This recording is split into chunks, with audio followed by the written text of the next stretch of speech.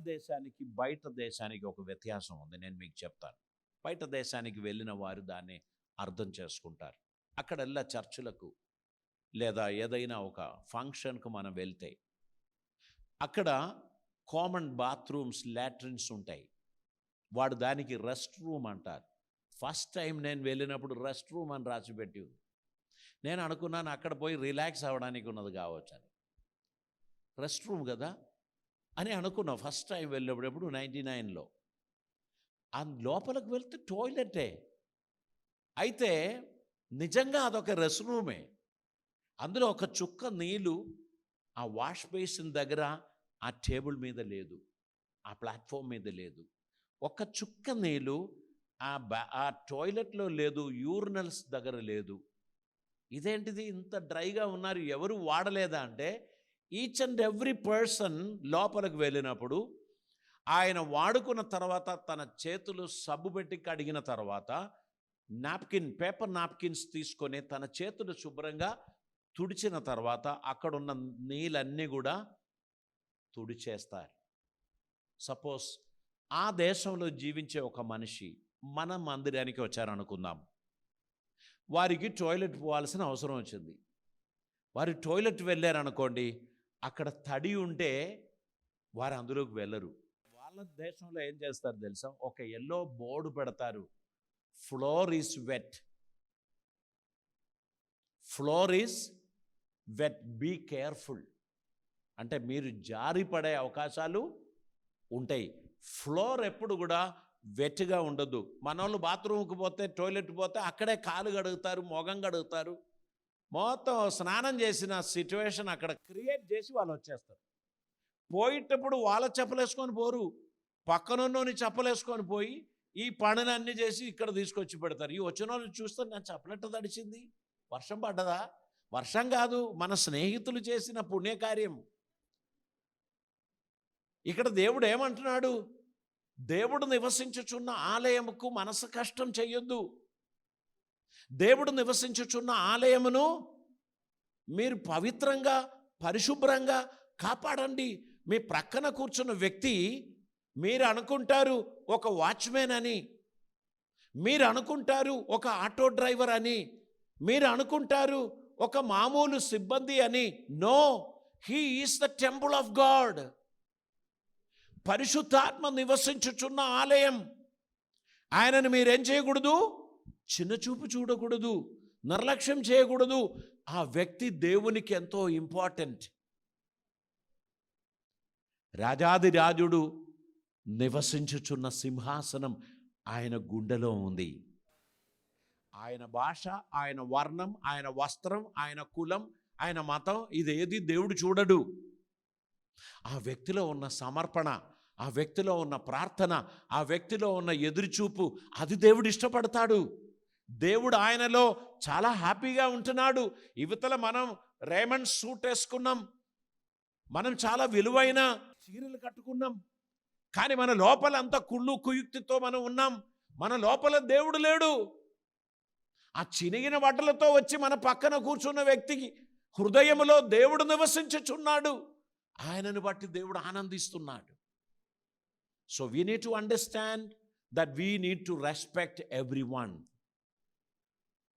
మనం ప్రతి ఒక్కరిని రెస్పెక్ట్ చేయాలి. ఒక మాట ఇలా ఉంది, పుస్తకాన్ని దాని టైటిల్ చూసి పూర్తిగా మీరు మార్కులేయకండి. Don't judge a book because of the title. దాని లోపల చాలా విషయాలు ఉండొచ్చు. అది చదవడానికి ఉన్న ఓపిక, సహనం మనకు అవసరం. ఒక వ్యక్తిని సింపుల్గా జడ్జి చేసి ఇతడు అంతే అని చెప్పి మనం తీసి పారేయొద్దు. He is the temple of God. దేవుడు అతనిలో నివసించుచున్నాడు. ఆయన దేవునికి చాలా విలువైన వాడు. So we must respect each other. అది ఎక్కడ చేయాలి? ఇక్కడ చేయాలి. ఫలానా సంఘపు వారు ఒకరినొకరు ఎంతో గౌరవిస్తారండి, ఒకరికి ఎంతో ప్రిఫరెన్స్ ఇస్తారండి, తీసి పారేయరండి.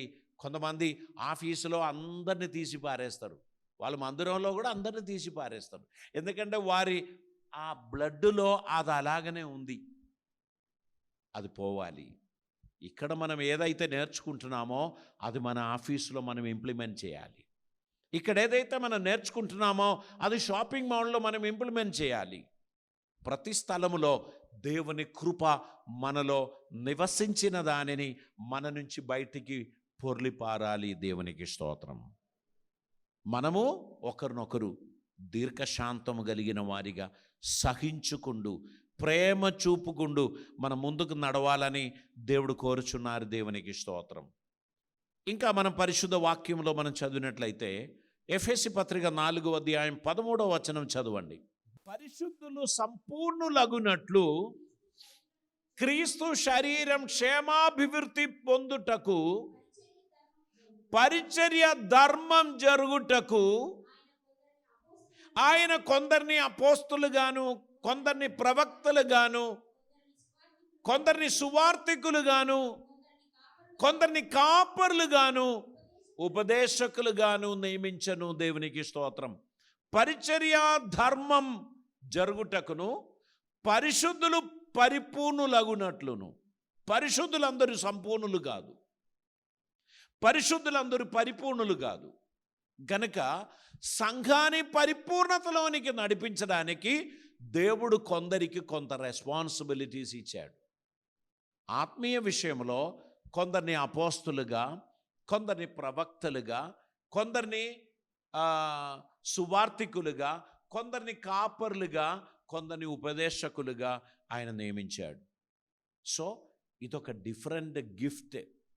ఐ యామ్ అల్టిమేట్ అని ఎవరు అనుకోకూడదు. నాకు ఇచ్చిన ఈ గిఫ్ట్స్లో ఎన్నో లిమిటేషన్స్ ఉన్నాయి. నేను నేర్చుకోవాల్సింది చాలా విషయాలు ఉన్నాయి.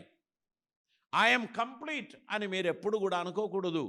ఎందుకంటే everyday we're learning, everyday we're getting blessed by the Lord. దేవునిలో నుండి మనం పొందుచున్నాం. గనక మనకు నేర్పించే ఉపాధ్యాయుడు బహుశా ఒక పిహెచ్డి స్కాలర్ కాకపోవచ్చు, ఒక రిక్షా పుల్లరే కావచ్చు. ఈరోజు మనకు నేర్పించే వ్యక్తి మన పక్కన కూర్చున్నా ఒక ఆటో డ్రైవర్ కావచ్చు. గనక you must give respect to him. నేర్చుకున్నవారు నేర్పించు వారికి గౌరవం ఇవ్వాలి అని బైబిల్ చెప్తున్నారు. కనుక మనకు ఎవరిని కూడా మనం చిన్న చూపు చూడడానికి వీల్లేదు, ఎవరిని కూడా మనం తీసి పారేయడానికి వీల్లేదు. ప్రతి ఒక్కరు కూడా దేవునిలో విలువైనటువంటి వారు అని గ్రహించిన కొలది మనం దేవునిలో వినయమును, సాత్వికమును మనం పొందుచున్నాం. దేవునికి స్తోత్రం. We are a family of God. ఒక ఫ్యామిలీలో అందరూ కలెక్టర్లు కాదు, అందరూ డాక్టర్లు కాదు, ఒక ఫ్యామిలీలో అందరూ ఈక్వల్ కాదు. కానీ we must respect every one. మనం వారికి ఇవ్వవలసిన ఘనత, వారికి ఇవ్వవలసిన విలువ మనం ఖచ్చితంగా ఇవ్వాలి. గనక క్రైస్తవ్యంలో ఉన్న బ్యూటీ ఏంటంటే మనం అందరం దేవుని పిల్లలం. Praise the Lord. మనకు శిరస్సుగా మన ప్రభువు ఉన్నాడు. ఆయనను మనం అందరము తండ్రి, నాయనా అని పిలుస్తున్నాం. నువ్వు ఆయనను ఎట్లా పిలుస్తావు తండ్రి, నాయనా అని? నేను పిలవచ్చు, కానీ నువ్వు పిలవడానికి వీలు లేదు అని మనం ఒకరికి చెప్పగలమా? ఆయన అందరికీ తండ్రి అయి ఉన్నాడు, ఆయన అందరికీ ప్రేమ స్వరూపి అయి ఉన్నాడు. గనక we have to respect every one. We need to learn from every one. We need to practice goodness. మంచి దానిని అడాప్ట్ చేయాలి. ఒకరిలో చెడు కనిపించింది, దాన్ని ప్రాక్టీస్ చేయడానికి ప్రయత్నం చేయకు. నీ మనసాక్షికి అది కరెక్ట్ కాదు అని అనిపించినందుకు ప్రేమగా తన్ను కరెక్షన్ చేయడానికి ఉన్న ఆ తరుణం నాకు ఉంటేనే నేను పోయి ఆయన కరెక్ట్ చేయాలి. ఆయన యాక్సెప్ట్ చేయడానికి ఉన్న సిచ్యువేషన్లో లేదనుకో, నీ కరెక్షన్ ఆయనను హర్ట్ చేస్తుంది. ఆయనను ఎవరు కరెక్ట్ చేసుకుంటారు? తనకంటే స్థాయిలో పెద్దవారు ఎవరైనా తను కరెక్ట్ చేసుకుంటారు. మనం ఆ టాపిక్ వదిలేసేయాలి. ఆ విధంగా ఒకరిని ఒకరు పురికొల్పడానికి, బలపరచడానికి దేవుడు అందరినీ వాడుకుంటారు. దేవునికి స్తోత్రం. హల్లెలూయా. సో దేవుని సంఘములో నేను ఒక చిన్న పాత్ర పోషిస్తున్నాను. ఈరోజు దేవుడు నన్ను కాపరిగా ఉంచాడు. ఈ కాపరి 900 years బ్రతికేవాడు కాదు, 90 years లోపల పుస్తకం మడత పెట్టేవాడు. ఇక్కడ దేవుడు ఇచ్చిన ఆయుసు 70, అధిక బలం ఉన్న ఎడల 80. సో నేను అంతవరకే యాక్షన్స్ అవసరం, నేను ఓవర్ యాక్షన్ చేయకూడదు. ఏది కూడా నా చేతిలో ఉండేది కాదు. నేను ఇది మరొకరికి అప్పగించి తెర వెనకకు వెళ్ళిపోవలసిన వాణ్ణి. ఈ ఆలోచన అందరికీ కలిగిందనుకోండి, మనకు ఓవర్ యాక్షనే ఉండదు. ఇదేది నాది కాదు, ఇది దేవుని కృప. దేవుడు నన్ను బలపరచి వాడుకుంటున్నందుకు నేను ధన్యుని అని మనం అందరం అనుకున్నప్పుడు మనం అందరినీ గౌరవించగలం. ఇది నా జాగీరు, ఇది నాది అని మనం అనుకుంటేనే ప్రాబ్లం. మనదండు ఇక్కడ ఏమీ ఉండదు. ఈరోజు నేను, రేపు మీరు. మనకు ప్రతి ఒక్కరికి ఒక కుర్చీ ఇచ్చారు. ఈరోజు ముందు వరుసలో, రేపు మధ్య వరుసలో కావచ్చు, అవతల రోజు లాస్ట్ వరుసలో కావచ్చు. లాస్ట్లో ఉన్న వాళ్ళు కొందరు వచ్చి ముందు వరుసలో కూర్చోవచ్చు. ఇది దేవుని కార్యం. మనలని దేవుడు వాడుకుంటున్నాడని దేవునికి స్తోత్రం చెల్లించాలి. హల్లెలూయా. ఈ మందిరానికి రాగానే ఒక స్కానింగ్ జరుగుతుందన్నమాట. ప్రాబ్లం ఐడెంటిఫై చేయాలి కదా. సిటీ స్కాన్ తీసుకొని రండి, అందులో ప్రాబ్లం ఏం లేదంటే ఫర్దర్ ట్రీట్మెంట్ స్టార్ట్ చేస్తామంటారు. సిటీ స్కాన్ తీసుకొచ్చినప్పుడు అంత నార్మల్, అమ్మయ్య, ఇక వాళ్ళ ట్రీట్మెంట్ స్టార్ట్ చేసుకుంటారు. సో డాక్టర్స్ అయినా కూడా గుడ్డి కణలతో వాళ్ళు ఎవరికి ట్రీట్మెంట్ చేయరు. Go and do some test. ఆ టెస్ట్ చేసుకొని రిజల్ట్ వచ్చేంత వరకు సిమ్టమ్ని బట్టి ఇదిగో ఈ ట్యాబ్లెట్ వేసుకోండి, ఇది ఆ రిపోర్ట్ వచ్చేంత వరకే. ఆ రిపోర్ట్ వచ్చిన తర్వాత అసలు మెడిసిన్స్ స్టార్ట్ చేస్తాం. బహుశా 2 days కావచ్చు, 3 days కావచ్చు. అప్పుడు వరకు ఇది వాడండి. అది వచ్చిన తర్వాత అసలు ట్రీట్మెంట్ స్టార్ట్ చేస్తాం. దేవుని మందిరానికి వచ్చినప్పుడు కూడా పరిశుద్ధాత్ముడు మన అందరినీ స్కాన్ చేస్తాడు. ఆ స్కాన్ చేసిన తర్వాత దేవుడు వినిపించే మాటలు, కొందరు అంటారు ఈరోజు దేవుడు నాతోనే మాట్లాడారు. అప్పుడు మీతోనే మాట్లాడారని మీరు అంటూ ఉంటే లాస్ట్లో కూర్చున్న వ్యక్తి కూడా చెప్తారు నిజంగా దేవుడు నాతోని మాట్లాడాడు. అదే దేవుని వాక్యంలో ఉన్న ప్రత్యేకత ఏంటంటే ఆయన ప్రతి ఒక్కరితో మాట్లాడతారు. Hallelujah. If you have a heart of reception, వినడానికి ఉన్న ఒక హృదయం, స్వీకరించడానికి ఉన్న ఓ మనస్సు మీకు ఉందనుకోండి, దేవుడు సూటిగా మీతో మాట్లాడతారు. మీలో నుండి తీసివేయవలసినది కొన్ని ఉంటాయి, అది దేవుడు మీకు గుర్తు చేస్తాడు. ఇవి తీసేసుకో నానా, ఇది నాకు ఇష్టం లేదు. Yes Lord, I'm ready to remove it. నేను దాన్ని తీసివేయడానికి ఇష్టపడుచున్నాను అని నేను దేవునికి తెలియపరిచినట్లయితే నేను ఖచ్చితంగా దాన్ని తీసివేయడానికి ఉన్న ప్రయత్నం మొదలు పెడతాను. నన్ను దేవుడు ఎంతగానో ఆశీర్వదిస్తాడు. దేవుని వాక్యానుసారంగా నడుచుచున్న తన బిడ్డలను ఖచ్చితంగా దేవుడు ఆశీర్వదించి గొప్ప చేస్తారు. దేవునికి స్తోత్రం. ఆయన మన జీవితంలో అద్భుతమైన కార్యములు చేస్తాడు. మనము దేవుని కృపలో నడవాలి. మనం ఏ విధంగా నడవాలనేటువంటి ఇన్స్ట్రక్షన్స్ ఇస్తున్నప్పుడు ఆయన తెలియపరుస్తున్నాడు, మీరు మరణము నుండి జీవములోనికి మీరు దాటి ఉన్నారు. ఎఫెసీ పత్రిక 2వ అధ్యాయం దాని 1వ వచనం ఒకసారి చదవండి. మీ అపరాధముల చేతను పాపముల చేతను మీరు చచ్చిన వారై ఉండగా ఆయన మిమ్మును క్రీస్తుతో కూడా బ్రతికించెను. ఇప్పుడు మీరు ఏమయ్యారు? చచ్చిన స్థితి నుండి బ్రతికిన స్థితిలోనికి మీరు మారారు. యేసుక్రీస్తు కృప వలన పాపం చేతను అపరాధం చేతను చనిపోయిన మనలని క్రీస్తుతో కూడా మనలని లేపాడు. దేవునికి స్తోత్రం. Now we are alive. మనం జీవించుచున్నాం. అది కేవలం దేవుని కృప వలనే అనేది మనం అర్థం చేసుకోవాలి. మనము యేసుక్రీస్తుతో కూడా జీవించడానికి ఆయన మనల్ని పిలిచి ఉన్నాడు. కాబట్టి మనం మరణము నుండి జీవంలోనికి దాటాం. 1 యోహాను పత్రిక 2వ అధ్యాయం 15వ వచనం కూడా చదవండి. ఈ లోకమునైనను లోకములో ఉన్న వాటినైనను ప్రేమింపకుడి. ఎవడైనను లోకమును ప్రేమించిన ఎడల ఆయనలో తండ్రి ప్రేమ ఉండదు. దేవునికి స్తోత్రం. అంటే దాని అర్థం ఏంటి? ఈ లోకంలో ఉన్నది ఏది మనకు వద్దా? మనం ఒక షాపింగ్ మాల్ పోయినాం, అక్కడ ఒక మంచి సోఫా చూసాము, అది తీసుకుందాం అనుకుంటే దేవుడు చెప్పాడు లోకంలో ఉన్న దాన్ని ఇదేన్ని ప్రేమించొద్దన్నాడు, కాబట్టి మనం అది తీసుకోకుండా వద్దామన్న దాని అర్థం కాదు. సోఫా అవసరం మనకు, మనం అది తీసుకున్నాం, కానీ మనసంతా సోఫా మీద ఉండొద్దు. అలా ఉంటే ఏమవుతుందంటే, మీ ఇంటికి ఒక గెస్ట్ వచ్చారు, వారు చిన్నపిల్లోని తీసుకొచ్చిండు, వాని చేతిలో పెన్ను ఉండే, వాడు మీ సోఫా మీద ఈ రాసుకున్నాడు, ఏబిసిడి రాసుకున్నాడు.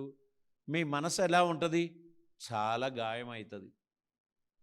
అందుకే లోకంలో ఉన్న దాని మీదనే మనసు ఉంచుకోకండి.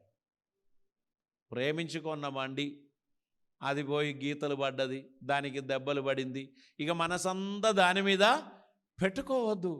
బండి అయితే ఖచ్చితంగా యాక్సిడెంట్ అవుతుంది, అయినప్పుడు దాని తర్వాత సంగతి ఏంటో చూసుకోవాలి, కానీ మనసు కృంగిపోయి బాధపడి నిరాశ చెందకూడదు. మనం దేవునికి ఇవ్వవలసిన ఇంపార్టెన్స్ ఈ భూమి మీద దేనికి ఇవ్వకు. ఇవన్నీ తాత్కాలికం. నిలిచి ఉండేది ఒకటే, మన జీవం, మన ఆత్మ. దానిని దేవుని కృపలో సంరక్షించడానికి ఉన్న ప్రయత్నం ఖచ్చితంగా మనం చేయవలసినటువంటి అవసరత ఉంది. దేవునికి స్తోత్రం. ఇంకా మనం చూసినట్లయితే, మనం అందరం పాపములో ఉంటే, అపరాధములో ఉంటే, ఇప్పుడు మనల్ని పరిశుద్ధతలోనికి దేవుడు మార్చాడు. ఎలాగా? ఆయన కృప వలనే. పాపాత్ములమైన మనల్ని, అపరాధము చేతను పాపము చేతను చచ్చిన మనల్ని ఆయన నీతిమంతులుగా మార్చాడు. నిజంగా మనం నీతిమంతులమా? కాదు. ఆయన ఇచ్చిన వస్త్రమును బట్టి మనం నీతిమంతులమయ్యాం. మనలో ఉన్న పాపాన్ని, మనలో ఉన్న దోషాన్ని ఆయన తీసివేశాడు. మనకు నీతి వస్త్రం ఆయన దానం ఇచ్చాడు. అందుకే కృపాబాహుల్యమును, నీతి దానమును గురించి రోమాపత్రికలో రాయబడి ఉన్నది. నీతి దేవుడిచ్చిన దానమే, అది మన సంపాద్యం కాదు, నేను సంపాదించింది కాదు. నన్ను నీతిమంతునిగా దేవుడు తీర్పు తీర్చాడు. దేవుడు నన్ను పిలిచాడు. నేను పాపాత్మునే, కానీ దేవుడు తన ప్రియ కుమారుని రక్తంలో నన్ను కడిగి నన్ను పరిశుద్ధినిగా చేశాడు. తర్వాత చెప్తున్నాడు, ఇక మీదట పాపం చేయకూడదు. నేను బురదలోనే ఉంటాను, నేను పందిని, నువ్వు నన్ను ఎక్కడ కూర్చోబెట్టకు, నాకు బురద అంటేనే ఇష్టం అని అంటే ఇక దేవుడు కూడా ఏం చేయలేడు. అర్థమైందా? దేవుడు ఒకసారి అందులో నుంచి బయటికి తీసుకొచ్చాడు, స్నానం చేయించాడు, మనకు నీతి వస్త్రం ఇచ్చాడు. తర్వాత చెప్తున్నాడు, దీన్ని మలినం చేయకు నాయనా, మళ్ళీ తీసుకుపోయి ఆ బురదలో నువ్వు దూకొద్దు. ఎందుకని? ఈ వస్త్రం పవిత్రమైనది, దీన్ని పవిత్రంగా కాపాడుకోండి అని దేవుడు చెప్తున్నాడు. నేను మారనయ్యా, నేను మారతానని నువ్వు అనుకున్నావా? కదా, మన యాటిట్యూడ్ అలాగనే. సండే ఒక్కరోజే నువ్వు మారేది. మందిరానికి వచ్చినప్పుడు, దైవజనులు వాక్యం చెప్పినప్పుడు, అమ్మగారు వర్షిప్ లీడ్ చేసినప్పుడు నేను మారుతానయ్యా, మళ్ళీ మండే నుంచి నేను ఎట్లా మారుతా? నేను ఉండేది బురదల మధ్యలో, ఇక అది అండదా? అది అండుతే వాక్యం చేత ఉతక స్నానం చేసుకోవాలి. మన జీవిత విధానాన్ని మార్చడానికి దేవుని కృప కొరకు ప్రార్థించాలి. కరుణించు దేవా, ఈ నీ దాసుని నీ కృపలో భద్రం చెయ్యి అని ప్రార్థించి ఆయన సహాయమును మనం వేడుకోవాలి. ఆయన కృపను మనం పొందడానికి ప్రయత్నం చేయాలి. దేవునికి స్తోత్రం. 4వ అధ్యాయం 17వ వచనం ఒకసారి చదవండి. అన్యజనులు నడుచుకొనట్లు ఇక మీదట మీరు నడుచుకొన వలదని, అంటే నడుచుకోవాలని కాదు, నడుచుకోకూడదు అని నేను మీకు సాక్ష్యం ఇచ్చుచున్నాను. ఇంకా వారైతే అంధకారమైన మనస్సు గలవారై తమ హృదయ కాఠిన్యము వలన, తమలో ఉన్న అజ్ఞానం చేత దేవుని వలన కలుగు జీవములో నుండి వేరుపరచబడిన వారై తమ మనసునకు కలిగిన వ్యర్థత అనుసరించి నడుచుకొనుచున్నారు. ఇంకా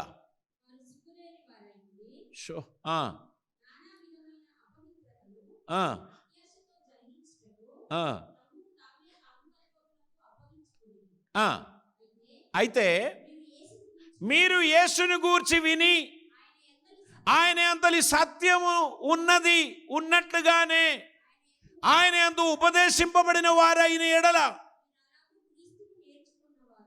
మీరు అలాగున క్రీస్తును నేర్చుకున్నవారు కారు. దేవుడు మనకు అనుగ్రహించిన ఈ కృపను బట్టి మనం నడుచుకోవాలి అని దేవుడు కోరుచున్నారు. దేవునికి స్తోత్రం.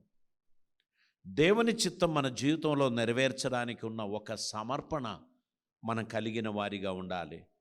ఆయన మన జీవితంలో ఏదైతే చేస్తున్నాడో అది మన జీవితంలో ప్రయోజనకరంగా మార్చడానికి ఉన్న ఒక విధేయత, ఒక సమర్పణ మన జీవితంలో ఉండాల్సినటువంటి అవసరత ఉంది. దేవునికి స్తోత్రం. 22వ వచనం కూడా చదవండి. కావున మునుపటి ప్రవర్తన విషయమైతే మోసకరమైన దురాశ వలన చెడిపోవు మీ ప్రాచీన స్వభావము వదులుకొని మీ చిత్తవృత్తి యందు నూతన పరచబడిన వారై నీతియు యథార్థమైన భక్తియు గలవారై దేవుని పోలికగా సృష్టింపబడిన నవీన స్వభావమును ధరించుకొనవలెను. దేవునికి స్తోత్రం. ప్రాచీన స్వభావం, నవీన స్వభావం. ప్రాచీన స్వభావం మన తాత ముత్తాతల నుంచి కొంత వచ్చినది. ప్రాచీన స్వభావం మన కుటుంబ వాతావరణమును బట్టి కొంత ఉంటుంది. నవీన స్వభావం క్రీస్తులో నుండి మనకు అనుగ్రహింపబడినది. దేవునికి స్తోత్రం. ఆ కృపను పొందిన వారిగా ఆయన సన్నిధిలో మనం నడవడానికి మనం సమర్పించాల్సినటువంటి అవసరత ఉంది. మొట్టమొదట మనము మరణములో నుండి జీవంలోనికి నడిపింపబడ్డారు. రెండవదిగా మనం పాపము నుండి పరిశుద్ధతలోనికి నడిపింపబడ్డారు. మూడవదిగా మనం చీకటిలో నుండి వెలుగులోనికి నడిపింపబడుచున్నాం.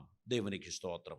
ఇక్కడ మనం ఎఫెసీ పత్రిక 5వ అధ్యాయం దాని 8వ వచనం చదవాలి. మీరు పూర్వమందు చీకటి అయి ఉండిరి, ఇప్పుడైతే ప్రభువునందు వెలుగై ఉన్నారు. వెలుగు ఫలము సమస్త విధములైన మంచితనము, నీతి, సత్యమును వాటిలో కనబడుచున్నది. దేవునికి స్తోత్రం. కాబట్టి ఒకప్పుడు మనం చీకటిలో ఉండేవారం, ఇప్పుడు మనం వెలుగులోనికి వచ్చేసాం. ఎందుకని? ప్రభు చెప్పాడు, I am the light of the world. నేను లోకానికి వెలుగై ఉన్నాను. ఆ వెలుగులో నడవడం బట్టి మనం కూడా వెలుగు సంబంధులమయ్యాం. దేవునికి స్తోత్రం. చంద్రునికి స్వయం ప్రకాశించే శక్తి లేదు, కానీ సూర్యునికి అది ఫేస్ చేస్తుంది గనక చంద్రునిలో సూర్యుని వెలుగు ప్రకాశిస్తుంది. ఆ వెలుగు భూమికి అందుతుంది. సో ఈ చంద్రుడు తిరుగుతున్నాడు. సూర్యునికి ఎప్పుడైతే అది ఫేస్ ఇస్తుందో అప్పుడు మనకిక్కడ రాత్రి. ఆ వెలుగు మనకు కనిపిస్తుంది. ఎప్పుడైతే మనం వెలుగులోకి వచ్చేస్తామో ఈ భాగం తిరిగి అవతల భాగం వేరే కొందరికి వెలుతురిస్తుంది. మనం ఆత్మీయ జీవితంలో క్రీస్తులో నుండి పొందిన వెలుగు మనం ఇతరులకు అందించడానికి తగినట్లు వెలుగు సంబంధులుగా మనం ఉండాల్సిన అవసరత ఉంది. ఆయన కృపలో మనం నడవాల్సిన అవసరత ఉంది. దేవునికి స్తోత్రం. కళ్ళు వంచుదాం. ఈ దినమందు మనం ప్రార్థన చేద్దాం. పరిశుద్ధాత్మ దేవుడు మనతో మాట్లాడిన ఈ మాటల ఎదుట మన జీవితాన్ని సంపూర్తిగా సమర్పిస్తాం. ప్రభువా, నీ చిత్తం మాత్రం మా జీవితంలో నెరవేరును గాక. మీ ఆలోచన మా జీవితంలో నెరవేరును గాక. నీకు ఇష్టలుగా ఉండడానికి మమ్మల్ని మేము సమర్పిస్తున్నాం. ప్రభువా, మా జీవితం నీకు అంకితం చేస్తున్నాం. నీ కార్యములు మా జీవితంలో జరిగినట్లు నీ కృప ద్వారా మమ్మల్ని ఆదరించమని ఆయన సన్నిధిలో మనం ప్రార్థన చేద్దాం. ఈ దినమందు ఆయన మనల్ని చీకటిలో నుంచి వెలుగులోనికి నడిపించాడు.